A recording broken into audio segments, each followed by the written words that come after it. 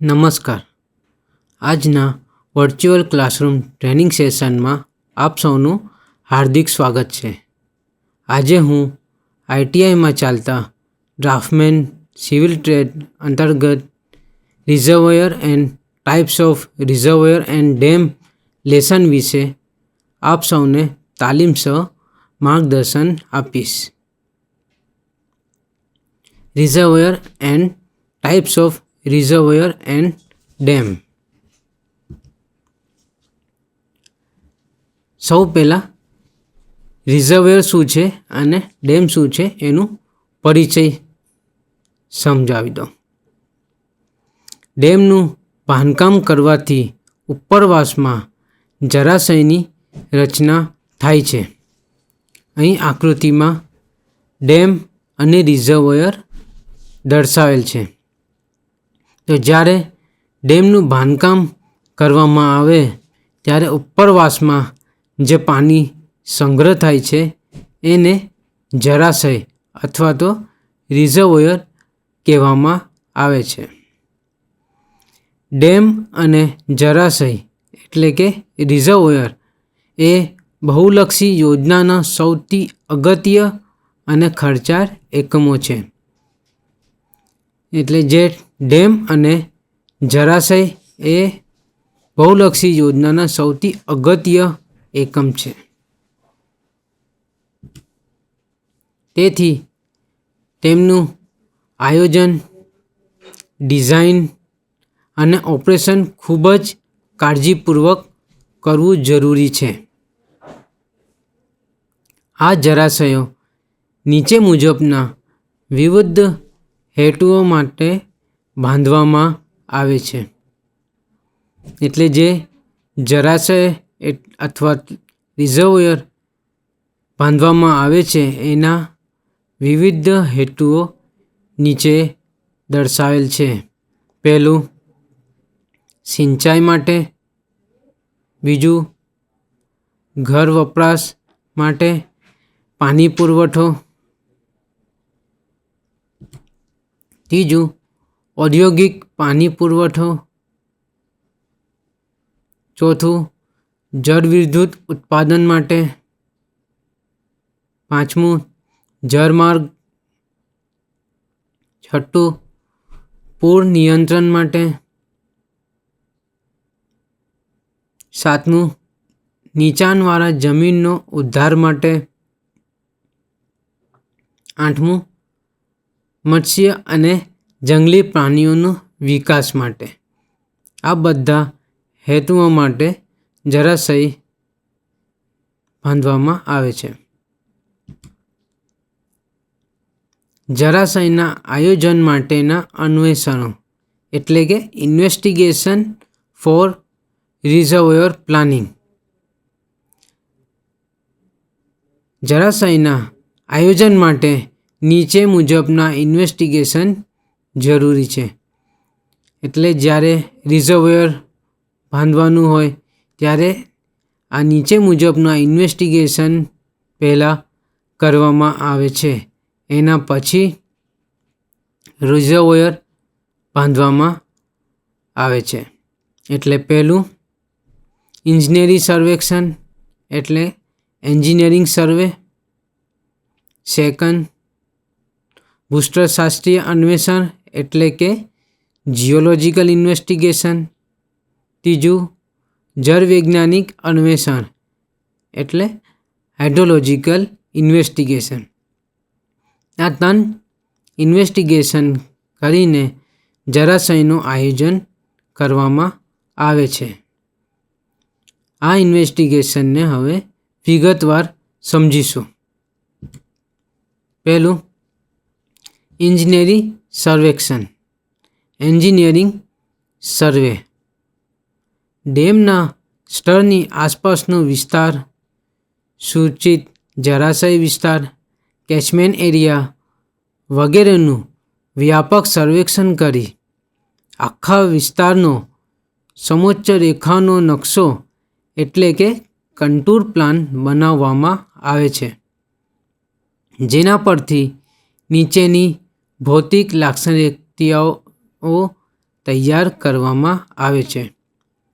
એટલે કે ડેમનું સ્તર જ્યાં બાંધવાનું હોય એની આસપાસનો વિસ્તાર, સૂચિત જળાશયો વિસ્તાર, એનું કેચમેન્ટ એરિયા વગેરેનો ઉપયોગ કરીને કન્ટૂર પ્લાન સૌ પહેલાં બનાવવામાં આવે છે, જેના પરથી નીચેની લાક્ષણિકતાઓ તૈયાર કરવામાં આવે છે.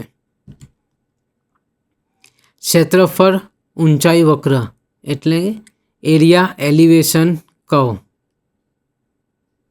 સેકન્ડ, સંગ્રહ ઊંચાઈ વક્ર સ્ટોરેજ એલિવેશન કર્વ.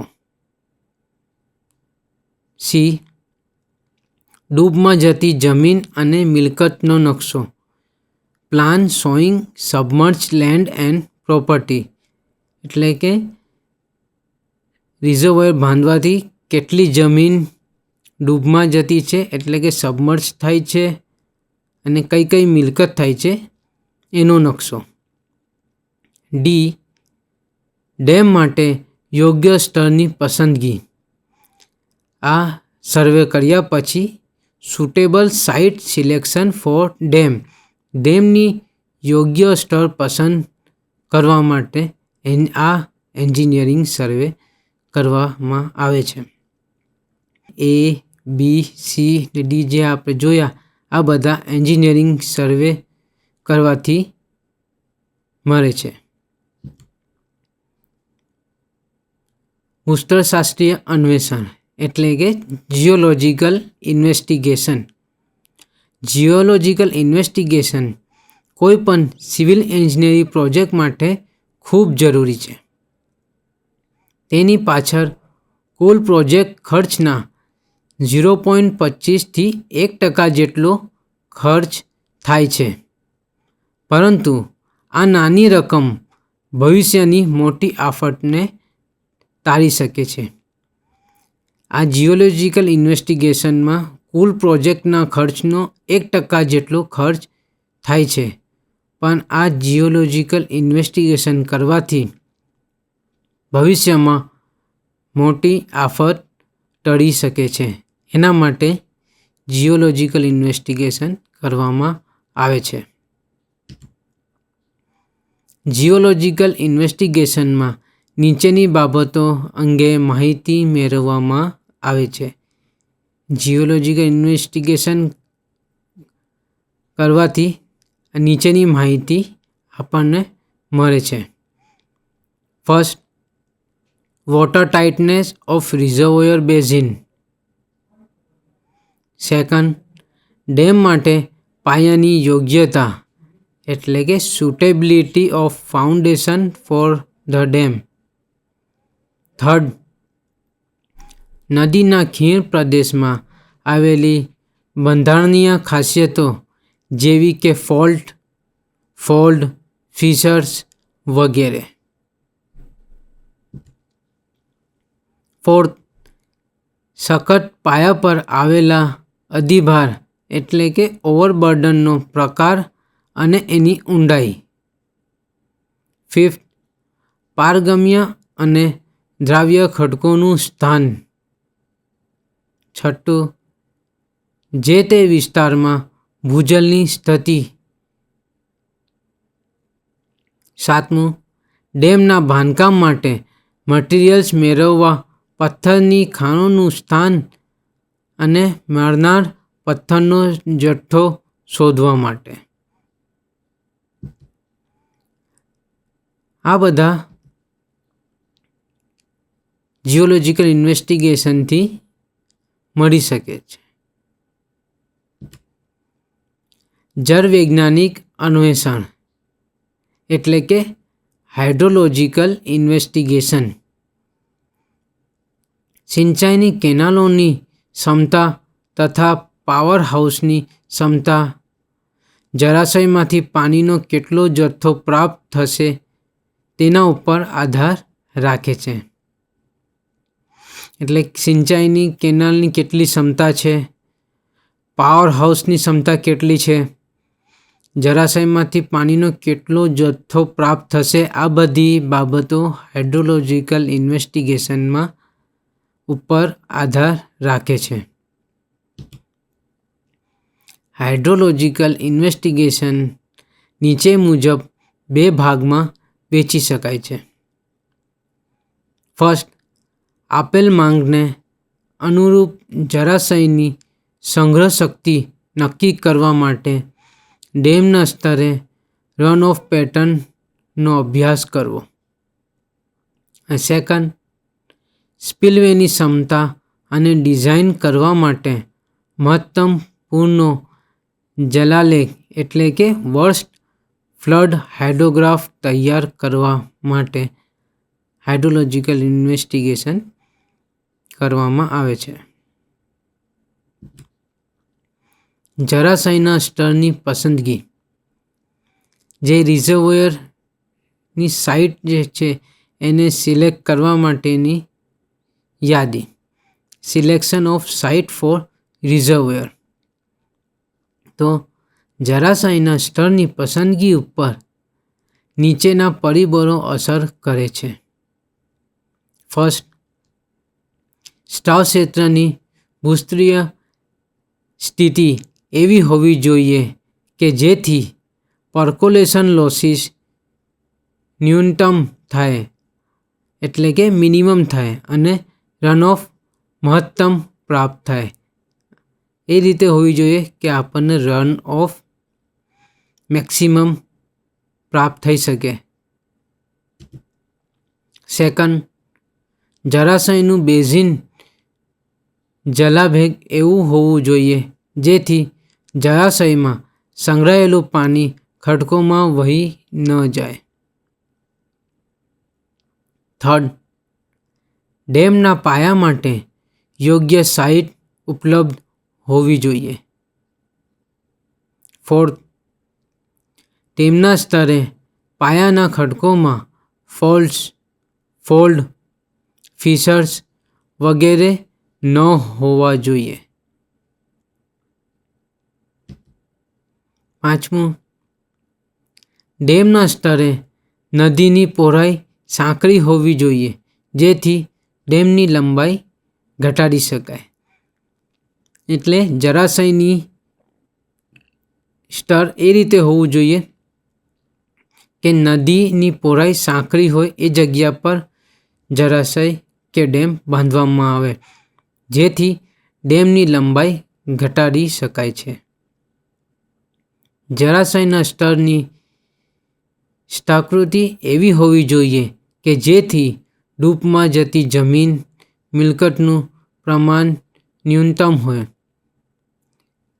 એટલે રિઝર્વોયરનું સ્તર એ રીતે હોવું જોઈએ કે સબમર્જ લેન્ડ અને પ્રોપર્ટી ઓછામાં ઓછી હોય, મિનિમમ હોય. એ રીતે રિઝર્વોયરનું સ્તર નક્કી કરવું જોઈએ.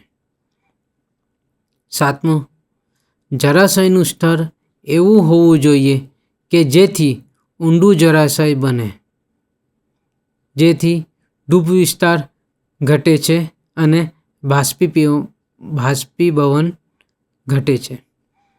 એટલે જળાશયનું સ્તર એવું હોવું જોઈએ કે જેથી જળાશય ઊંડું બને અને ડૂબનો વિસ્તાર ઓછામાં ઓછું હોય અને બાષ્પીભવન ઘટાડી શકાય. આઠમું, જળાશયની સાઇટ એવી હોવી જોઈએ કે જેથી તેમાં વધારે કાપ ખસેડી લાવતી નદીઓનું પાણી ન મળે. નવમું, જળાશયમાં સંગ્રહાયેલા પાણીની ગુણવત્તા સૂચિત ઉપયોગો માટે યોગ્ય હોવી જોઈએ. ડેમના સ્તરની જમીન કે ખડકોમાં હાનિકારક ખનિજો અને ક્ષારો ન હોવા જોઈએ. એટલે જે જળાશયમાં જે પાણી સંગ્રહાયેલું છે એ યોગ્ય ઉપયોગમાં લઈ શકાય એ રીતે હોવું જોઈએ. અને ડેમની જે જમીન છે એ હાનિકારક ખનિજો અને ક્ષારો વગરની હોવી જોઈએ. 10મું, જળાશયની અસર પામતા રસ્તાઓ, રેલવે, સ્થાવર મિલકત વગેરેનો ખર્ચ શક્ય તેટલો ઓછો હોવો જોઈએ. આ બધા પોઈન્ટ્સ ધ્યાનમાં રાખીને રિઝર્વોયરની સાઇઝ નક્કી કરવામાં આવે છે. હવે આપણે જળાશયના પ્રકારો જોઈશું. Types of reservoir. જળાશયના હેતુના આધારે એના પ્રકારો નીચે મુજબ છે. ફર્સ્ટ, સંગ્રાહક જળાશય એટલે કે સ્ટોરેજ રિઝર્વોયર. સેકન્ડ, પૂર નિયંત્રણ જળાશય એટલે ફ્લડ કંટ્રોલ રિઝર્વોયર. થર્ડ, વિતરણ જળાશય ડિસ્ટ્રીબ્યુશન રિઝર્વોયર. ફોર્થ, બહુહેતુક જળાશય એટલે કે મલ્ટીપર્પઝ રિઝર્વોયર. આ હેતુના પ્રમાણે આ જળાશયના પ્રકારો છે. આ પ્રકારને હવે વિગતવાર સમજીશું. સંગ્રાહક જળાશય એટલે કે સ્ટોરેજ રિઝર્વોયર એના નામથી જ દર્શાવે છે.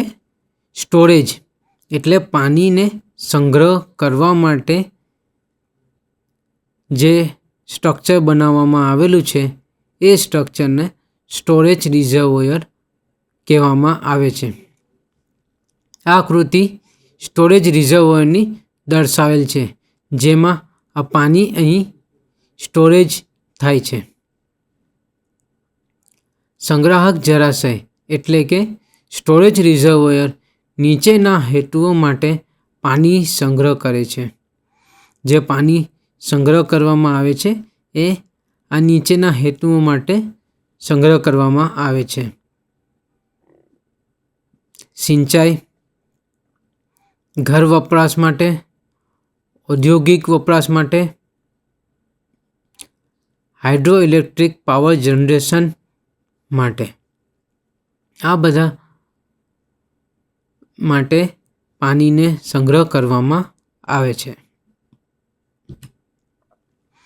નદીમાં ડિસ્ચાર્જ આખા વર્ષ દરમિયાન એક ધારો રહેતો નથી. તેમાં વરસાદ પછી ડિસ્ચાર્જ ખૂબ વધારે હોય છે, જ્યારે ઉનાળામાં ડિસ્ચાર્જ ખૂબ જ ઓછો હોય છે. સંગ્રાહક જળાશય એટલે કે સ્ટોરેજ રિઝર્વોયર નદીમાં પ્રવાહ ખૂબ વધારે હોય ત્યારે પાણીનો સંગ્રહ કરે છે અને જરૂર પડે ત્યારે તેમાંથી પાણી છોડવામાં આવે છે. એટલે સ્ટોરેજ રિઝર્વોયર જ્યારે વધારે વરસાદ હોય ત્યારે પાણીને સંગ્રહ કરે છે અને જરૂર પડે ત્યારે તેમાંથી પાણી છોડવામાં આવે છે અને વિવિધ હેતુઓ માટે એનો ઉપયોગ કરવામાં આવે છે. બીજો પ્રકાર, પૂર નિયંત્રણ જળાશય ફ્લડ કંટ્રોલ રિઝર્વોયર. આ આકૃતિ ફ્લડ કંટ્રોલ રિઝર્વોયરની દર્શાવેલ છે. ફ્લડ કંટ્રોલ સ્ટોર પૂલ. પૂર નિયંત્રણ જળાશય નામથી જ દર્શાવે છે ફ્લડ કંટ્રોલ એટલે કે ફ્લડને કંટ્રોલ કરવા માટે જે રિઝર્વોયર બાંધવામાં આવેલું છે એને ફ્લડ કંટ્રોલ રિઝર્વોયર કહેવામાં આવે છે. પૂર નિયંત્રણ જળાશય પૂરની સ્થિતિ વખતે પાણીનો સંગ્રહ કરે છે અને પૂર ઉતરી જાય પછી એક ધારા સલામત દરે પાણીને છોડે છે. એટલે આ રિઝર્વોયરનું મુખ્ય કાર્ય જ્યારે પૂરની સ્થિતિ હોય ત્યારે એ પાણીને રિઝર્વોયરમાં સંગ્રહ કરે છે અને જ્યારે પૂર ઉતરી જાય ત્યારે સલામત રીતે પાણીને છોડે છે,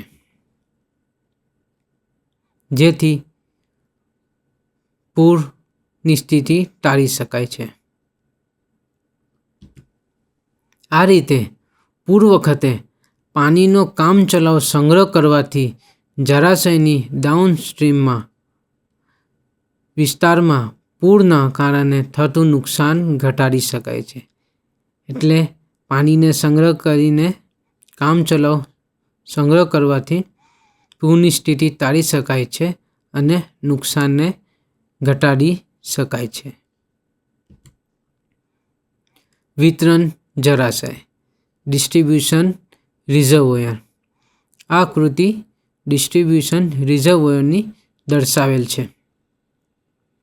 વિતરણ જળાશય એ કોઈ એક શહેરને પાણી પૂરું પાડવા માટે બાંધવામાં આવેલું નાનું સંગ્રાહક જળાશય છે. એટલે એ એક પ્રકારનું સ્મોલ સ્ટોરેજ રિઝર્વોયર છે જે એક શહેરને પાણી પૂરું પાડવા માટે નદી પર બાંધવામાં આવે છે. આવું જળાશય દિવસના જુદા જુદા સમયે બદલાતી પાણીની માંગ સંતોષવા માટે જરૂરી છે. એટલે દિવસમાં જુદા જુદા સમયે બદલાતી પાણીની માંગને ધ્યાનમાં રાખીને પાણી રિઝર્વોયરમાંથી ડિસ્ટ્રીબ્યુટ કરવામાં આવે છે. એટલે એનું નામ ડિસ્ટ્રીબ્યુશન રિઝર્વોયર છે. બહુહેતુક જળાશય મલ્ટીપર્પઝ રિઝર્વોયર. એના નામથી જ એ દર્શાવે છે મલ્ટીપર્પઝ એટલે બહુહેતુક કામ માટે વપરાતું રિઝર્વોયર. જે રિઝર્વોયર એક કરતાં વધારે હેતુઓ માટે બાંધવામાં આવેલું હોય તેવા રિઝર્વોયરને મલ્ટીપર્પઝ રિઝર્વોયર કહેવામાં આવે છે. આ પ્રકારનું રિઝર્વોયર એક કરતાં વધારે હેતુઓ પૂરા પાડે છે. એક કરતાં વધારે હેતુઓને પૂરું પાડવામાં આવે તેવા રિઝર્વોયરને મલ્ટીપર્પઝ રિઝર્વોયર કહેવામાં આવે છે. દાખલા તરીકે પૂર નિયંત્રણ જળાશયનો મુખ્ય હેતુ નીચાણવાળા વિસ્તારને પૂરથી બચાવવાનો છે. સાથે સાથે સંગ્રહ કરેલા પાણીનો સિંચાઈ અને જળવિદ્યુત ઉત્પાદન માટે પણ ઉપયોગ કરવામાં આવે છે. એને મલ્ટીપર્પઝ રિઝર્વોયર કહેવામાં આવે છે. હવે ડેમનું વર્ગીકરણ. આગળ જે આપણે હમણાં જોયું એ રિઝર્વોયરના પ્રકાર જોયા અને એના હેતુઓ જોયા. હવે ક્લાસિફિકેશન ઓફ ડેમ. ડેમનું વર્ગીકરણ. એ ઉપયોગના આધારે વર્ગીકરણ ક્લાસિફિકેશન અકોર્ડિંગ ટુ યુઝ. એના ઉપયોગના આધારે ડેમનું વર્ગીકરણ. બી હાઇડ્રોલિક ડિઝાઇનના આધારે વર્ગીકરણ classification according to hydraulic design. Any hydraulic ડિઝાઇનના આધારે ડેમનું વર્ગીકરણ. સી મટીરિયલના આધારે વર્ગીકરણ ક્લાસિફિકેશન અકોર્ડિંગ ટુ મટીરિયલ. કયા પ્રકારનું મટીરિયલ ઉપયોગમાં લીધેલ છે એના આધારે ડેમનું વર્ગીકરણ.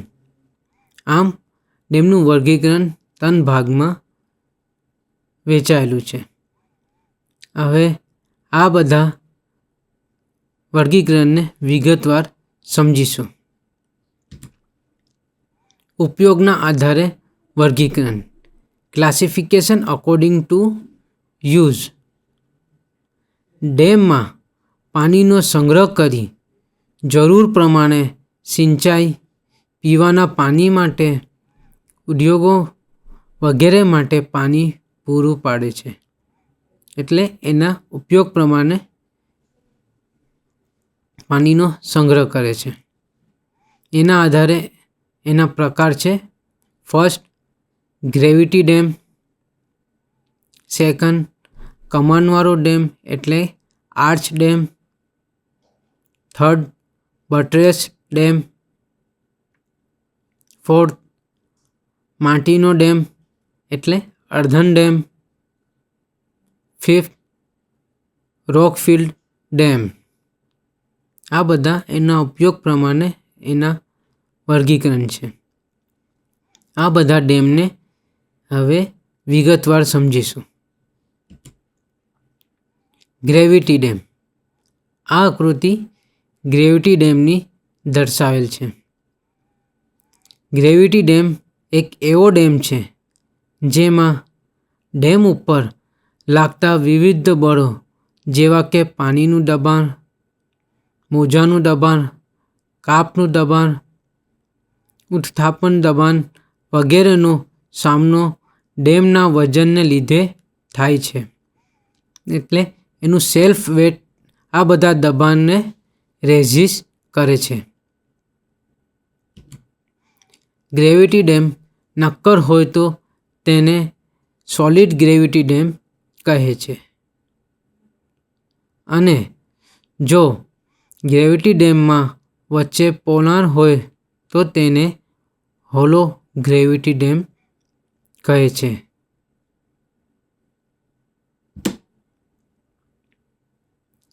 ગ્રેવિટી ડેમ પ્લાનમાં સીધો હોય તો તેને સ્ટ્રેટ ગ્રેવિટી ડેમ કહે છે. એટલે પ્લાનમાં જો એ સીધો દેખાતો હોય તો એને સ્ટ્રેટ ગ્રેવિટી ડેમ કહે છે. અને ગ્રેવિટી ડેમ પ્લાનમાં ગોળાઈવાળું હોય તો તેને કર્વ્ડ ગ્રેવિટી ડેમ કહે છે. એટલે પ્લાનમાં જો ગોળ આકારનો ડેમ દેખાતો હોય તો તેને કર્વ્ડ ગ્રેવિટી ડેમ કહે છે. હવે મોટા ભાગના અને અગત્યના પારાશીટ બંધો એટલે કે ગ્રેવિટી ડેમ કોન્ક્રીટના બનાવવામાં આવે છે. એટલે હવે જેટલા ડેમ બનાવવામાં આવે છે એ કોન્ક્રીટ ગ્રેવિટી ડેમ મોટા ભાગના બનાવવામાં આવે છે. ભાખરા ડેમ. અહીં આકૃતિમાં ભાખરા ડેમ દર્શાવેલ છે જે એક ગ્રેવિટી ડેમનો પ્રકાર છે. ભાખરા ડેમ એશિયાનો સૌથી ઊંચો કોન્ક્રીટ ગ્રેવિટી ડેમ છે અને વિશ્વનો બીજો સૌથી ઊંચો ડેમ છે.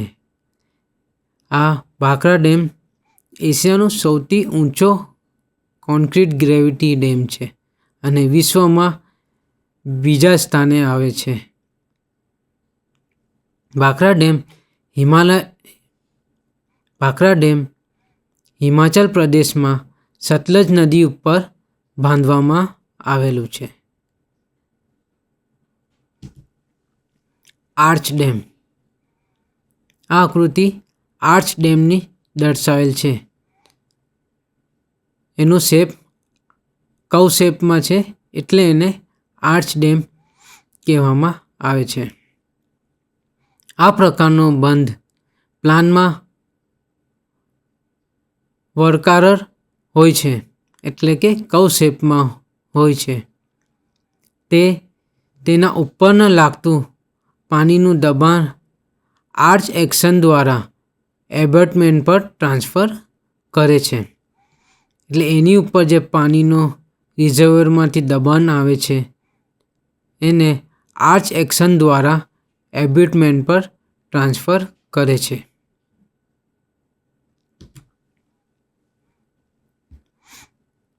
તેના માટે નદીના બંને કિનારા ઊંચા અને સખત ખડકોના બનેલા હોવા જોઈએ. એની ઉપર આર્ચ એક્શનથી લોડ ટ્રાન્સફર કરવામાં આવે છે એબેટમેન્ટ પર. એટલા માટે નદીના બંને કિનારા ઊંચા અને સખત ખડકોના બનેલા હોવા જોઈએ. Buttress dam. આ આકૃતિ બટ્રેસ ડેમની દર્શાવેલ છે. આ પ્રકારના ડેમના આખા ગાળાને નાના નાના ગાળામાં વહેંચી દઈ દરેક ગાળાને પુસ્તાઓ એટલે કે બટ્રેસ વડે ટેકો આપવામાં આવે છે.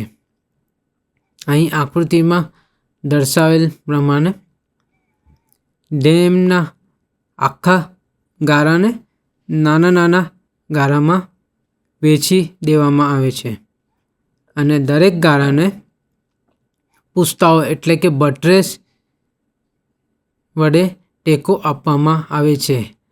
આ પોઇન્ટર જ્યાં દર્શાવેલ છે એને બટ્રેસ કહેવામાં આવે છે.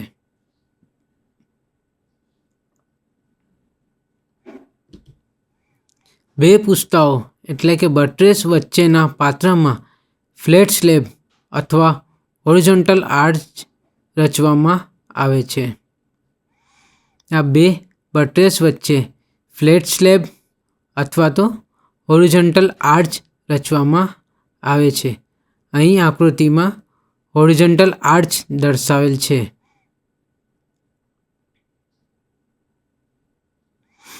બે બટ્રેસ વચ્ચે હોરિઝોન્ટલ આર્ચ રચવામાં આવેલ છે.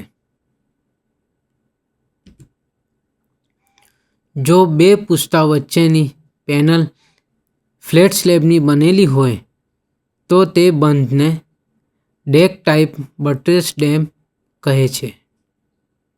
અને જો બે પુસ્તા એટલે કે બટ્રેસ વચ્ચેની પેનલ કમાનોની બનેલી હોય તો તેને multiple arch type buttress dam કહે છે. અર્થ ડેમ, માટીના ડેમ. આ આકૃતિ અર્ધન ડેમની દર્શાવેલ છે, જેમાં આ અપસ્ટ્રીમ સાઇડ છે અને આ ડાઉનસ્ટ્રીમ સાઇડ છે, જેમાં માટી અને ગ્રેવેલનો ઉપયોગ કરવામાં આવે છે. આ પ્રકારના ડેમ સ્થાનિક માટી અને ગ્રેવેલના બનેલા હોય છે, તેથી તે નોન રિજિડ પ્રકારના ડેમ છે. આ આકૃતિ અર્ધન ડેમની દર્શાવેલ છે. આવા ડેમ જ્યાં નદીની પહોળાઈ વધારે અને ઊંડાઈ ઓછી હોય ત્યાં અનુકૂળ છે. તેથી તેની ઊંચાઈ ઓછી હોય છે. તેના પાયા માટે સખત ખડકોની જરૂર હોતી નથી. એટલે જ્યાં નદીની પહોળાઈ વધારે હોય અને નદીની ઊંડાઈ ઓછી હોય એ જગ્યા પર આ પ્રકારના ડેમ બાંધવામાં આવે છે. રોકફિલ ડેમ. આ આકૃતિમાં રોકફિલ ડેમ દર્શાવેલ છે. રોકફિલ ડેમ એ જુદી જુદી સાઇઝના પથ્થરોનો પારો છે. આ પારાની ઉપરવાસમાં પાણીનું લીકેજ અટકાવવા સિમેન્ટ કોન્ક્રીટનું ઇમ્પેરિયસ મેમ્બ્રેન્સ બનાવવામાં આવે છે. એટલે આ પ્રકારના ડેમમાં જુદી જુદી સાઇઝના પથ્થરોનો ઉપયોગ કરીને પારા બાંધવામાં આવે છે. આ પારાની ઉપરવાસમાં પાણીનું લીકેજ અટકાવવા સિમેન્ટ કોન્ક્રીટનું ઇમ્પેરિયસ લેયર આપવામાં આવે છે. આ બધા એના ઉપયોગ પ્રમાણે ડેમના પ્રકાર હતા. હવે હાઇડ્રોલિક ડિઝાઇનના આધારે વર્ગીકરણ. Classification according to hydraulic design. Hydraulic design પ્રમાણે ડેમને બે પ્રકારમાં વહેંચી શકાય છે. First, overflow dam. તેમાં વધારાનું પાણી ડેમના મથારા ઉપરથી વહી જાય છે. તે કોન્ક્રીટ કે ચણતરના બનેલા હોય છે. દાખલા તરીકે સ્પિલવે, જેમાં ડેમના મથારા પરથી પાણી પસાર થઈ શકે છે, એટલે એને ઓવરફ્લો ડેમ કહેવામાં આવે છે. Second, non overflow dam. તેમાં ડેમનું મથાળું મહત્તમ પૂર લેવલ એટલે કે હાઈએસ્ટ ફ્લડ લેવલ કરતાં ઊંચે રાખવામાં આવે છે, જેથી પાણી ડેમ પરથી ઓવરફ્લો થતો નથી. એટલે આ પ્રકારના ડેમમાં ડેમ ઉપરથી કે ડેમના મથાળા પરથી પાણી પસાર થતો નથી. દાખલા તરીકે gravity dam, earthen dam, rockfill dam. આ બધા નોન ઓવરફ્લો ડેમના પ્રકાર છે. હવે મટીરિયલના આધારે વર્ગીકરણ. Classification according to material. First, rigid dam. જો ડેમના બાંધકામમાં કોન્ક્રીટ, ચણતર, સ્ટીલ, લાકડું જેવા મટીરિયલ્સ વાપરવામાં આવે તો તેને રિજિડ ડેમ કહે છે. એટલે જે ડેમના બાંધકામમાં કોન્ક્રીટ, મેશનરી એટલે કે ચણતર, સ્ટીલ જેવા મટીરિયલ વાપરવામાં આવે છે એવા પ્રકારના ડેમને રિજિડ ડેમ કહેવામાં આવે છે. દાખલા તરીકે gravity dam, arch dam, buttress dam, steel dam, timber dam, concrete dam. આ બધા રિજિડ ડેમના પ્રકાર છે. Second, non rigid dam. માટી, પથ્થરના ટુકડા જેવી નોન રિજિડ સામગ્રી વડે બાંધવામાં આવતા ડેમને નોન રિજિડ ડેમ કહે છે. એટલે એવા મટીરિયલ કે જે રિજિડ નથી, જેમ કે માટી, પથ્થરના ટુકડા એવા સામગ્રીનો ઉપયોગ કરીને જે ડેમ બાંધવામાં આવે છે એવા ડેમને નોન રિજિડ ડેમ કહે છે. દાખલા તરીકે અર્થ ડેમ, રોકફિલ ડેમ. આ બધા નોન રિજિડ ડેમના પ્રકાર છે. ડેમના સ્તરની પસંદગી. Selection of site for a dam. ડેમની સાઇટ નક્કી કરવા માટે નીચે મુજબના પોઈન્ટને ધ્યાનમાં રાખવા જોઈએ. ફર્સ્ટ, યોગ્ય પાયો એટલે કે suitable foundation. Second, topography. Third, spillway માટે સાઇટ. ફોર્થ, બાંધકામના મટીરિયલ એટલે કન્સ્ટ્રક્શન મટીરિયલ. ફિફ્થ, જળાશય અને સ્ટ્રાવ ક્ષેત્ર એટલે રિઝર્વોયર અને કેચમેન્ટ એરિયા. સિક્સ્થ, વાહન વ્યવહાર એટલે કોમ્યુનિકેશન. સેવન્થ, આસપાસનો વિસ્તાર એટલે લોકાલિટી. આ બધા પોઈન્ટ્સને ધ્યાનમાં રાખીને ડેમની સાઇટ નક્કી કરવામાં આવે છે. આ બધા પોઈન્ટને વિગતવાર સમજીશું. ફર્સ્ટ, યોગ્ય પાયો એટલે સુટેબલ ફાઉન્ડેશન. ડેમના સ્તરે પાયામાં ફોલ્ટ્સ, ફિશર્સ વગેરે ન હોવા જોઈએ. અર્થ ડેમ માટે થોડી ટ્રીટમેન્ટ સાથે ગમે તે પ્રકારનો પાયો અનુકૂળ છે. ગ્રેવિટી ડેમ માટે સખત અને નક્કર ખડકોવાળો પાયો જરૂરી છે. ડેમના સ્તરે પાયામાં નરમ અને સખત સ્તરો વારાફરતી આવેલા હોય તો તે સ્તર ડેમ માટે અનુકૂળ નથી. પાયાના સ્તરો ઉપરવાસ તરફ થોડા ધરેલા હોય અને સ્ટ્રાઇક ખીણને લંબરૂપે હોય તો તે ડેમ માટે વધારે અનુકૂળ છે. વર્તમાન સમયમાં કાર્યશીલ ફોલ્ટ એટલે કે એક્ટિવ ફોલ્ટ ઉપર કોઈ ડેમ ન બાંધવું જોઈએ. Second, topography. ડેમના સ્તરે નદીનો ખીણ પ્રદેશ સાંકડો હોવો જોઈએ જેથી બંધની લંબાઈ ઘટે, પરંતુ બંધના સ્તરના ઉપરવાસમાં ખીણ પહોળી હોવી જોઈએ જેથી વિશાળ જળાશયની રચના થાય. એટલે ડેમનું સ્તર એ રીતે નક્કી કરવું જોઈએ કે એની લંબાઈ ઘટે અને ઉપરવાસમાં એની પહોળાઈ વધારે હોય જેનાથી વિશાળ જળાશયની રચના થઈ શકે. ડેમનો મોટો ભાગ ઊંચી જમીન પર હોવો જોઈએ જેથી બંધના બાંધકામનો ખર્ચ ઘટે અને ડ્રેનેજ સરળતાથી થાય. સ્પિલવે માટે સાઇટ. સ્પિલવે માટે કયા પ્રકારની સાઇટ નક્કી કરવી જોઈએ? તો અર્થ ડેમ કે રોકફિલ ડેમ માટે સ્પિલવેની અલગ સાઇટ ઉપલબ્ધ હોવી જોઈએ. ગ્રેવિટી ડેમ માટે મધ્યમાં સ્પિલવે મૂકી શકાય છે.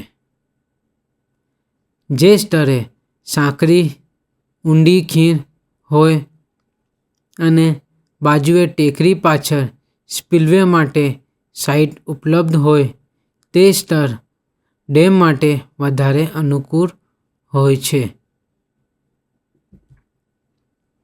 4. બાંધકામ મટીરિયલ કન્સ્ટ્રક્શન મટીરિયલ. ડેમના બાંધકામ માટે જરૂરી મટીરિયલ્સ સાઇટની આસપાસના વિસ્તારમાં ઉપલબ્ધ હોવો જોઈએ, જેમાં ટ્રાન્સપોર્ટેશન ખર્ચ અને ડેમનો ખર્ચ ઘટે છે. એટલે ડેમના બાંધકામ માટે જે જરૂરી મટીરિયલ છે જેમ કે કોન્ક્રીટ,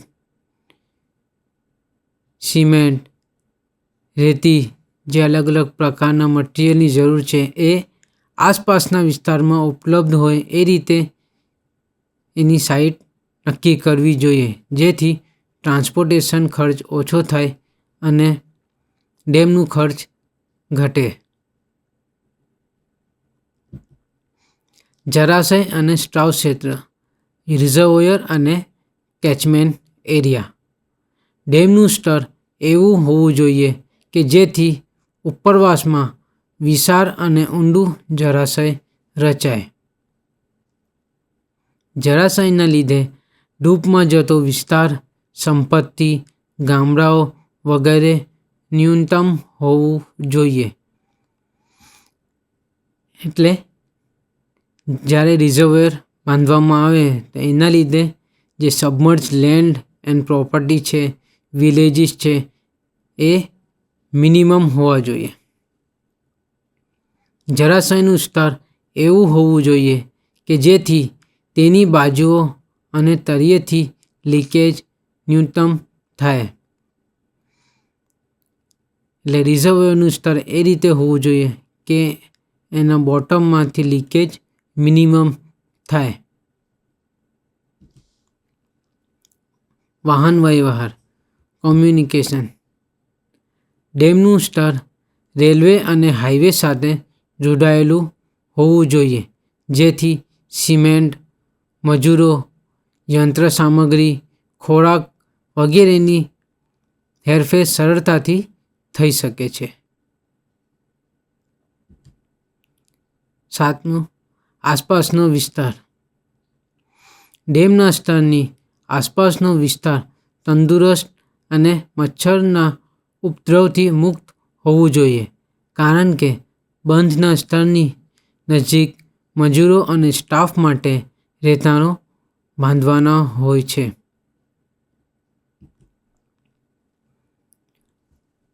આમ આ લેસન અહીં પૂર્ણ થાય છે.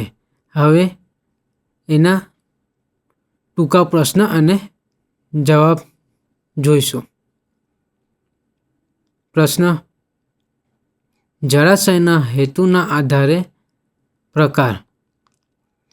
જે રિઝર્વોયર બાંધવામાં આવે છે એના હેતુના આધારે એના પ્રકાર કયા કયા આવશે? તેનો જવાબ છે storage reservoir, flood control reservoir, distribution reservoir, multipurpose reservoir. આ બધા એના હેતુના આધારે રિઝર્વોયરના પ્રકાર છે. બીજો પ્રશ્ન, ઉપયોગના આધારે ડેમનું વર્ગીકરણ. ઉપયોગ પ્રમાણે ડેમનું ક્લાસિફિકેશન. એનો જવાબ છે gravity dam, earthen dam, rockfill dam, arch dam.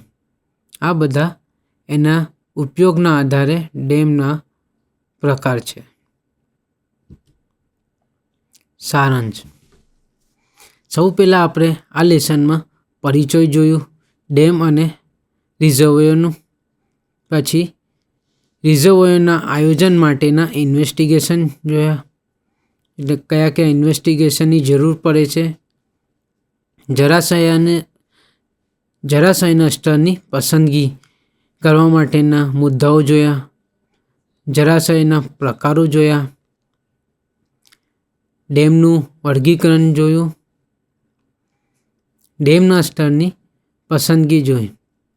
આમ આ લેસનમાં આપણે રિઝર્વોયર શું છે, ડેમ શું છે એના વિશે સમજેલું છે. એના પ્રકારો, રિઝર્વોયરના પ્રકારો, એના ઉપયોગો અને હેતુ વિશે સમજી લીધું.